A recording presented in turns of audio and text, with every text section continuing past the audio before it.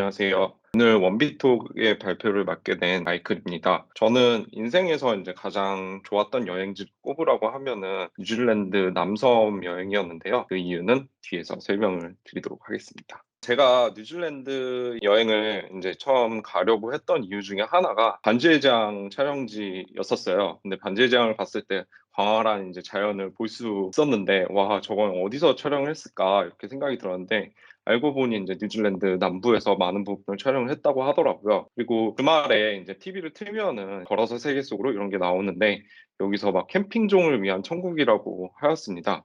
저는 막 캠핑을 좋아하는 건 아닌데 이제 캠핑 같은 느낌을 좀 받아보고 싶었어요. 뉴질랜드 남부 같은 경우에는 이제 캠핑장 옆에서 이제 숙소에서 잘 수 있다고 하길래 아, 한번 가보고 싶다 이런 생각이 들었습니다. 그리고 저 같은 경우에는 이제 여행을 갈 때 도시보다는 이제 자연을 더 선호를 하는데 이 나라가 이제 청정 자연의 나라라는 이야기를 친구들한테 많이 들었고 아, 여기는 한번 가봐야 되겠다 이런 생각을 들었었고 3년 전에 휴가를 내 가지고 갔다 오게 되었습니다. 비행기를 타는 시간에 대해서 이제 말씀을 드릴게요.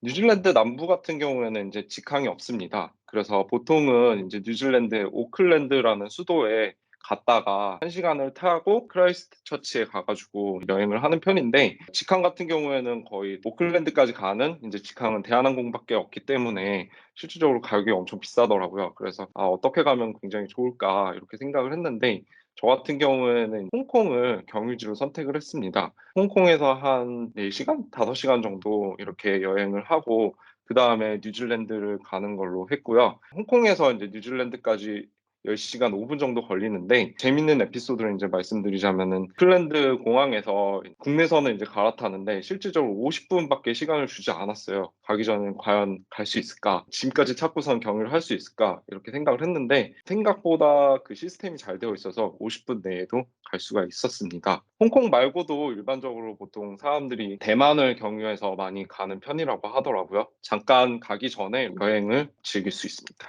저 같은 경우에는 방금 말씀드린 것처럼 홍콩을 경유해서 갔는데요. 시간이 한 4시간밖에 없다 보니까 실질적으로 도시를 다 구경을 할 수 없었어요. 근데 제가 한번 이미 홍콩을 갔다 왔기 때문에 어디를 갈까 이제 고민을 하다가 그러면 맛집 투어를 해야 되겠다. 그래서 예전에 갔던 이제 맛집을 생각을 해냈고 이 집 같은 경우는 이제 리능티 하우스라는 집이었는데 예전에는 저만 알고 있던 이제 맛집이었다고 생각을 했습니다. 왜냐하면 여기는 영어가 일단 안 통합니다. 그래서 계산서만 딱 보여주는 형식이고 그러다 보니까 좀 사람들이 외국인들이 거의 없었는데 한 몇 년 전에 백종원의 이제 3대 천왕에 나오면서부터 한국인들 관광객이 굉장히 많아졌다고 해요. 중간에 보면은 이게 차를 따르는 이제 물인데 여기 같은 경우에는 이게 먹는 게 아니라 실질적으로 여기다가 손을 씻는 이제 그릇입니다. 그래서 처음에 여기 오신 분들은 이제 의사소통도 안 되다 보니까 이게 마시는 차인 줄 알고 마시는 분들이 있는데 그러면 안 됩니다. 근데 이곳 같은 경우에 이번에 코로나 때문에 폐업을 했다고 하더라고요. 그래서 아쉽게도 이제 앞으로는 갈 수 없는 곳입니다. 홍콩을 이제 갔다가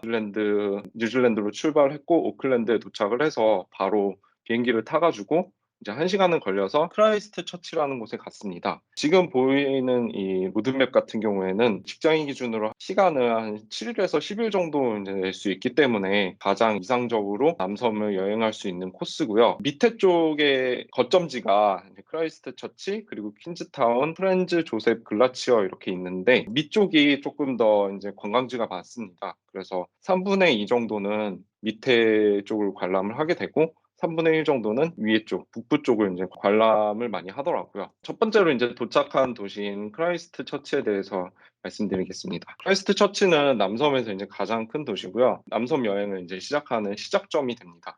그래서 렌트카도 여기서 이제 빌릴 수 있습니다. 왼쪽에 보이는 곳은 이제 뉴젠트 거리라고 해서 1929년에 이제 만들어졌는데 알록달록한 분위기의 상점들이 있어서 굉장히 유명한 곳이에요. 근데 실질적으로 뉴질랜드에 이제 거주하는 사람이 많지 않다 보니까 사람은 많지 않았습니다. 오른쪽은 크라이스트 처치 대성당인데 2011년도에 지진으로 인해서 오른쪽에 보시는 것처럼 이렇게 한쪽이 무너졌습니다. 그때 굉장히 많은 사람들이 사망을 했고 아마 여러분들도 이거에 대한 이야기를 뉴스에서 접하셨을 거예요. 도시인 크라이스트 처치를 떠나서 첫 번째로 간 곳은 데카포 호수입니다. 저 같은 경우에는 이제 비수기 때 갔는데 그러다 보니까 날씨가 굉장히 안 좋았습니다. 근데 반면에 조금 좋았던 거는 숙소 잡기가 일단 너무 좋았고요. 그리고 숙소가 굉장히 좋은 위치에 있는데도 방 하나에 한 10만 원 정도밖에 안 했습니다. 그리고 가끔 가면은 업그레이드도 해주는 경우가 있었습니다. 뉴질랜드에서 이제 비수기는 우리나라와 달리 이제 여름 방학 시즌입니다. 그 이유는 그때가 이제 약간 우기이기도 하고 약간 춥기 때문에 관광객들이 보통 12월 달, 1월 달, 2월 달 이때 가는 걸 더 선호한다고 하네요. 일단 왼쪽에 보시면은 숙소가 있는데 바로 이 숙소에서 호수랑 뒤에 있는 설산이 보입니다. 그래서 오른쪽과 같은 풍경이 보였는데요. 저기 이제 노란색으로 이제 동그라미 친 부분이 세상에서 가장 이제 작은 교회로 유명한 착한 양치기 교회라고 합니다. 데카포 호수를 밑에서만 보기 아쉬워서 이제 차를 타고 마운트 존 천문대까지 올라갔는데요. 마운트 존 천문대는 이제 넓은 평원이 위에 펼쳐져 있어요. 그래서 보통은 오른쪽과 같은 곳에서 별을 볼 수 있다고 합니다. 이곳에 이제 올라가면은 왼쪽에 보이시는 사진처럼 데카포 호수를 볼 수 있고 뒤에 서던 알프스 전경을 감상을 할 수가 있는데요. 3,000m 넘는 봉우리가 18개나 있다고 합니다. 그리고 위에 작은 카페가 있는데 거기서 커피 한잔 하면서 여유를 즐길 수도 있습니다. 데카포 호수를 갔다가 이제 바로 간 곳은 마운트 쿡입니다. 데카포 호수에서 한 30분 정도 거리에 있는 곳인데요. 아까 말씀드린 서던 알프스 산맥 중에서 가장 높은 산이고 한 3,700m 정도 된다고 합니다. 이곳은 일단 자연 경관이 굉장히 뛰어나기 때문에 관광객들이 꼭 가야 하는 곳으로 유명한 곳인데요. 제가 갔을 때는 아쉽게도 구간이 세 구간으로 나눠져 있는데 2구간, 3구간이 공사 중이었어요. 그래서 1구간까지밖에 못 갔고 1구간이 이제 보이는 부분이 사진을 올린 부분입니다. 왼쪽에 이제 흔들 다리라고 있는데 여기를 지나가면은 오른쪽에 보이는 호수와 산이 보이고 여기가 굉장히 사진을 찍으면은 잘 나오는 편이더라고요. 인생샷을 건질 수 있는 곳이었습니다. 마운트 쿡을 갔다가 1구간까지밖에 못 가다 보니까 조금 아쉽더라고요. 그래서 여기서 조금 시간을 더 보내고 싶은데 하는 생각에 옆에 다른 트레킹 코스를 갔습니다. 이곳을 가게 되면은 타스만 빙하라는 곳이 보이는데요. 마운트 쿡에서 한 30분 정도 거리밖에 안 되기 때문에 꼭 한번 가보면 좋은 곳인 것 같습니다. 이곳은 이제 1970년대에 불과 이제 50년 전만 해도 작은 웅덩이였는데 지구의 이제 온난화로 빙하가 녹으면서 물이 이제 만들어졌고 옆에 보시는 바와 같이 빙하로 인해서 만든 인공 호수기 때문에 약간 에메랄드 빛을 띠고 있습니다. 다음 이제 여행지를 가기 위해서 이제 차를 타고 가다가 이제 배가 굉장히 출출하더라고요. 사람들이 어딜 많이 갈까 이렇게 봤는데 연어 양식장이 중간에 있었습니다. 뉴질랜드에 가면은 꼭 먹어야 하는 게 연어라고 하더라고요. 왜냐하면은 연어 양식업이 가장 이제 활발하게 이루어질 수 있는 온도를 가지고 있다고 했었고 여기에 가서 한 가지 팁을 드리자면은 꼭 그 와사비를 챙겨가야 됩니다. 간장은 주는데 와사비는 주지 않아요. 그래서 꼭 와사비를 찍어서 먹으시면은 굉장히 신선한 연어를 맛있게 드실 수 있습니다. 아까 이제 보여드린 그 지도에서 두 번째 종착지가 그 퀸즐랜드였는데요. 퀸즐랜드까지 가기 위해서는 린디스 패스라는 곳에 가야 돼요. 근데 이곳은 운전하기가 어려운 곳이고 뉴질랜드는 섬나라다 보니까 이제 차가 오른쪽에 핸들이 있기 때문에 익숙하지 않은 데다가 진짜 길을 운전을 하다 보면은 180도로 돌아서 가는 구간이 엄청 많습니다. 그러다 보니 초보자들이 운전해서 가기에는 조금 어려운 곳인 것 같습니다.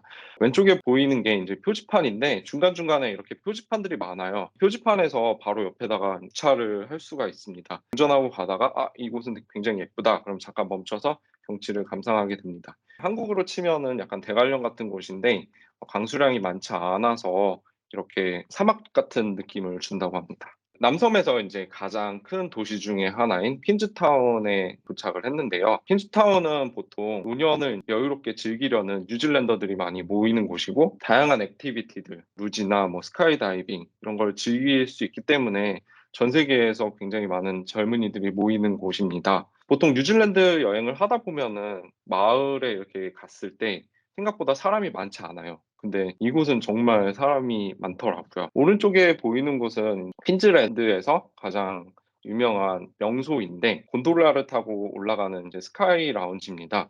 이곳에 카페가 하나 있는데 음식 맛은 좀 그저 그런데 일찍 가서 창가 자리를 앉으면은 뒤에 보는 것과 같은 멋있는 이제 경관을 즐기면서 음식을 먹을 수 있기 때문에 좋은 곳인 것 같습니다. 아쉽게도 저 같은 경우에는 좀 늦게 가가지고 저 창가 자리를 차지하지 못했습니다.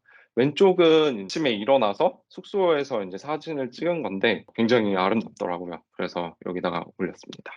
다음으로 이제 소개해드릴 곳은 밀포드 사운드인데요. 아까 보이는 퀸스타운에서 이제 2시간에서 3시간 정도 버스를 타고 가면 갈 수 있는 곳입니다. 도로가 구불구불하고 난간이 없는 곳이 많기 때문에 아무리 이제 운전을 잘하시는 분이라도 차를 갖고 안 가는 편입니다. 그래서 보통 투어를 이용하고요. 제가 간 날은 아쉽게도 날씨가 안 좋아서 예쁘지가 않았는데 날씨가 좋은 날에 가면은 사람들이 인생 최고의 명소라고 이제 불리는 만큼의 좋은 관광지고요. 이곳은 약간 동남아로 치면은 베트남의 하롱베이 같은 느낌이 듭니다.